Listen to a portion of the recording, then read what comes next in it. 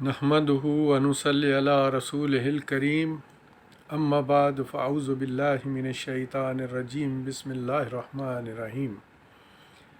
میرے عزیز سامعین اور ناظرین، ایک سلسلہ میں نے شروع کیا تھا 14 اگست کی مبارکباد کے ساتھ،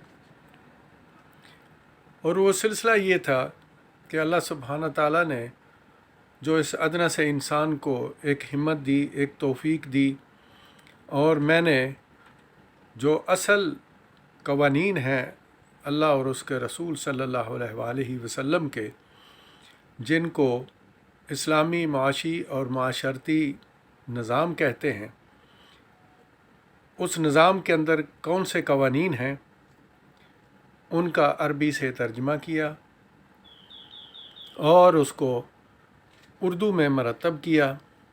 تو اس دن میں نے بتایا تھا نا کہ اللہ تعالیٰ نے ہمیں یہ جو ایک پاکستان کا خطہ دیا ہے، یہ ایک ایسی جگہ پہ دیا ہے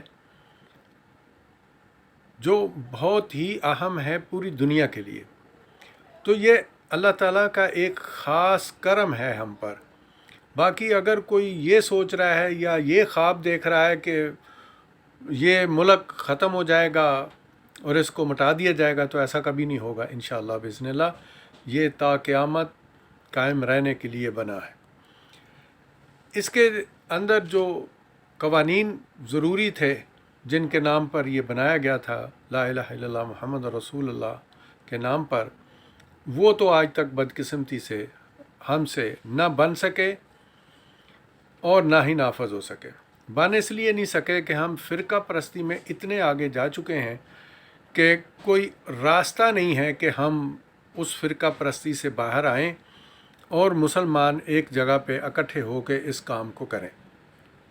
تو یہ ایک بدقسمتی لگا لیں ہم لوگوں کی جو ہے۔